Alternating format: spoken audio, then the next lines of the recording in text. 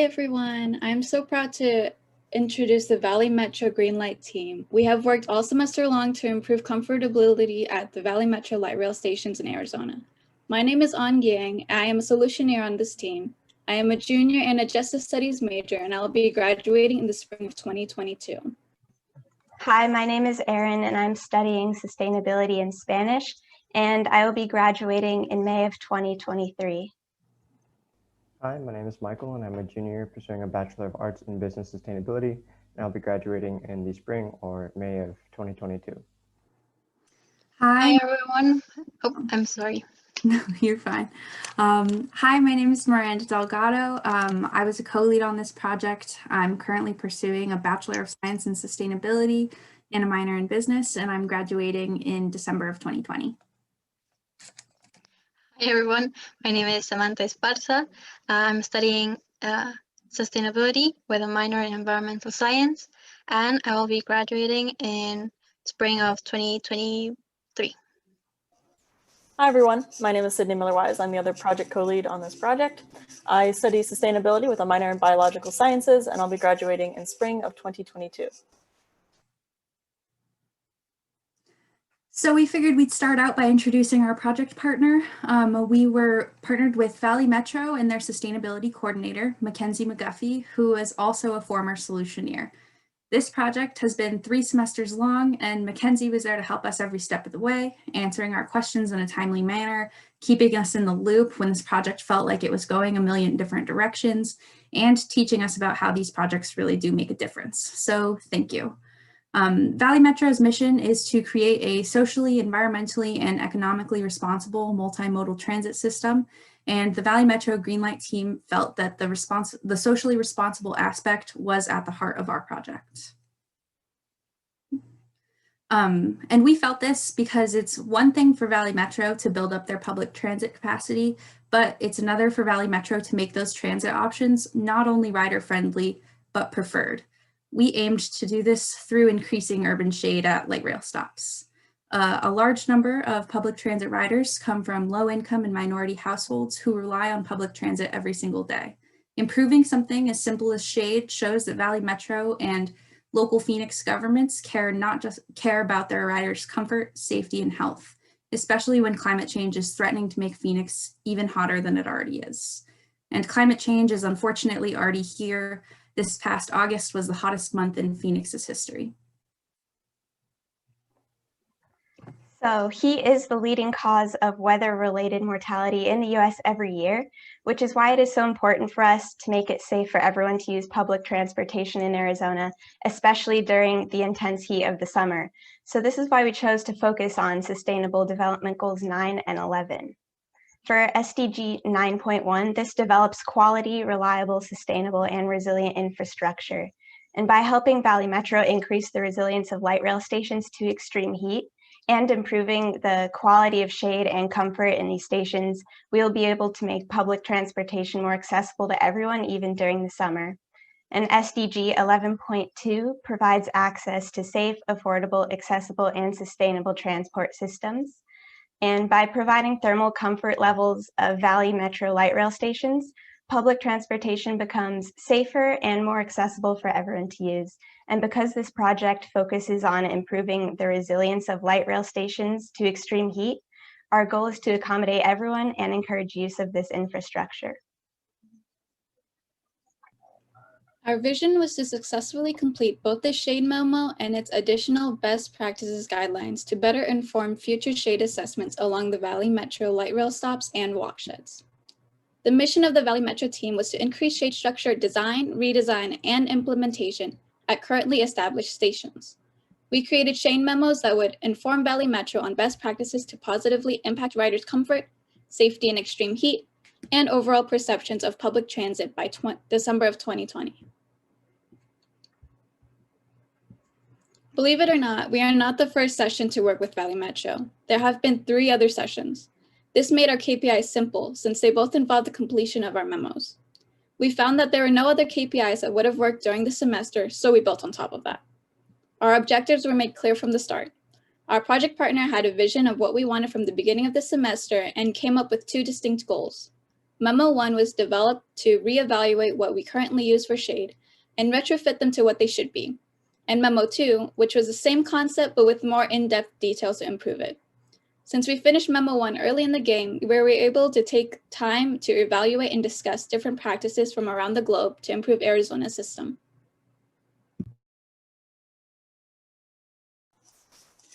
As I mentioned, this has been a 3-semester in the making project. The first semester, or each semester has kind of built upon the previous semester's work. In the first semester, we established a relationship between thermal comfort and ridership on the Valley Metro Rhine and proved that there would be a future increase in heat in the Phoenix metro area. Then the second semester, we did in-person station assessments of heat at 10 different Valley Metro light rail stations. And then we're able to consolidate into the next semester's work. Next slide. This semester's work branched into 2 different directions. The first direction was to use that data from the initial report to outline 4 different stations that might be in need of retrofitting and to pursue a grant, which I'll speak more about later. And the second was to create an urban design best practices guideline that will be used in the development of future Valley Metro light rail stations, kind of talking about what's being done across the country and world that might be great to implement here in Phoenix. So the grant that is being pursued is the Healthy Urban Environment Grant from ASU. And in order to secure that money, there needed to be a strong evidence for the need of that money to retrofit stations, and then a clear path for how that might happen. So using our report and consolidation of the findings, we're able to give that to the Valley Metro team. And now we have a future plan for which stations might use that funding. So getting into why this project was undertaken, this was largely for 2 reasons. Firstly, to increase public transportation ridership in the Phoenix area, to support local communities who are in need of getting transportation to work, and secondly, to reduce the effects of urban heat island in the Phoenix area to combat global climate change, at least in the Phoenix area. So urban heat island effect is the proclivity of concrete surfaces to absorb heat, which leads to concrete surfaces warming urban environments, which we have seen by the record-breaking temperatures in Phoenix. As for the climate projections in Phoenix, like Miranda covered earlier in the presentation, Phoenix has been on the rise in terms of the highest temperatures in the year, and we had record-breaking temperatures this past August. In terms of the methodology of the station assessment, we found that the stations oriented in the north-south direction tended to get more sun exposure than other stations, and we found that sun exposure or the lack of shade at stations was the biggest contributing factor to uncomfortability or heat at each station. First, going into the temperature data, in terms of how we selected the stations, we looked at temperature data from a number of different areas. So first, we looked at the walkshed. The walkshed is the 500-meter region for someone to approach a station. So the reason why we took this into account is because it's really important for how a user or customer using the service experiences their journey, per se. So on the way to a station, for example, if it is very hot, they may instead choose to use a bus or even hail an Uber or a taxi service, which defeats the whole point of having a station that is retrofitted with shade. Secondly, we looked at services at and around the station. So not only the walkshed, but also the seats themselves, as they are metal and can get very hot in summer, and also the air temperature of just the highest temperature of the day. Next, we adjusted data for accuracy, so making sure that our data was consistent, so making sure that we're measuring at the high times of the day, and also that we're measuring on days in which they are sunny and not cloudy, so on and so forth. In terms of room for improvement, this was largely looking at stations that could be retrofitted and improved. So taking into account the level of investment that has already gone into retrofitting certain stations.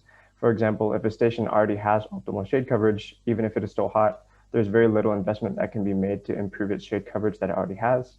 Similarly, we're also looking at stations that our client Valley Metro could continue to improve and retrofit as they see fit.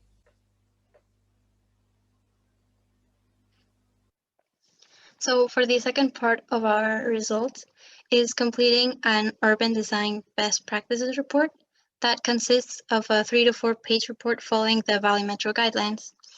It is a detailed report of our initial key findings, as my partners mentioned, and case studies for different types of shading practices and heat mitigation strategies in the US and over the world. that Valley Metro could implement in future stations and projects. We worked closely with our project partner to identify and filter the most viable practices for Valley Metro that will be included in the newest memo. So part of our deliverables for this project was a presentation where we compiled all of our results of case studies of urban forestry, station design, airflow, and arts installations. So we presented these findings to our project partner, narrowed them down to the best options, and these results will be used by Valley Metro in the future for designing their future stations.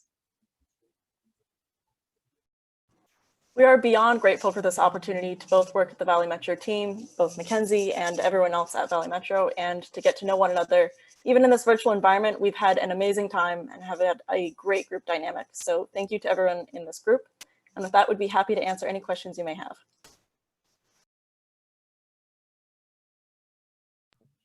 All right, excellent job, Valley Metro team. I worked on that project last semester, so very exciting to see how it's developed.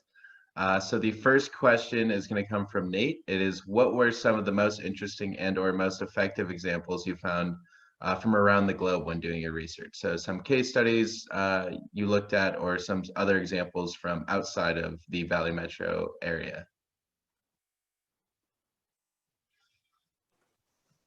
I think one of the things I found the most interesting is that some of the most effective heat reducing techniques don't cost all that much. It just comes down to really intentional design.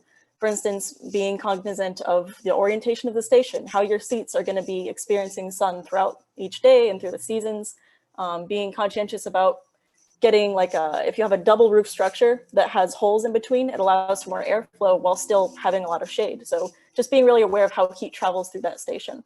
And it's been done in Mexico City, in California, Colorado, all over the place. Very interesting. Next question is going to come from Josh. It is, do you guys have any specific recommendations from your team for shade structure material or structure design?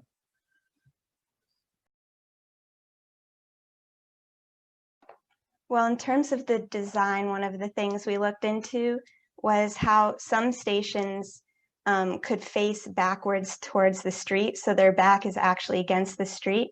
And this is just depending on where the sun rises, but that is a good option. It doesn't always have to be facing the street because the backward facing does create more shade if the sun does rise over that way.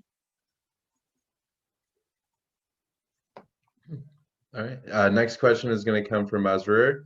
It is, how can you use what you learned to be implemented by normal people versus Valley Metro? So essentially, can some of these practices used for heat resilience at stations also be used for other applications? Absolutely. While this won't be necessarily distributed to the general public, this is something that you can see with landscaping all the time. For example, if you plant deciduous trees like east and west, so that in the summer they fall, the leaves fall, and then you get some of the sun so that warms your house. There's really intentional ways that you can do these things that are smart. And that's just one example specific to urban forestry, but there's plenty of other ways that you can incorporate shade in your home and very, very intentionally. If that answers your question. I hope it does. Yeah, absolutely. Next question is going to be from Joseph. It is, could a solar panel be retrofitted on top to operate a fan? So can existing stations have retrofits to add solar panels that operate fans or some type of cooling system? Yeah, so there seems to be more of an emphasis on moving forward with the future of designs, but there are some stations that already have AC units on them. And they found that people don't really always use them, that even if there's a button to press, then people aren't always engaging with it. So there is potential for these designs to be used, and that's one of the many suggestions that we've put forward in that report. But it doesn't seem to be one that's highly utilized. Great. All right. And then for the final question, this is going to come from Mackenzie. So be careful when answering this. She is the project coordinator. So if you could do one thing differently to future stations to make them more resilient, what would you do?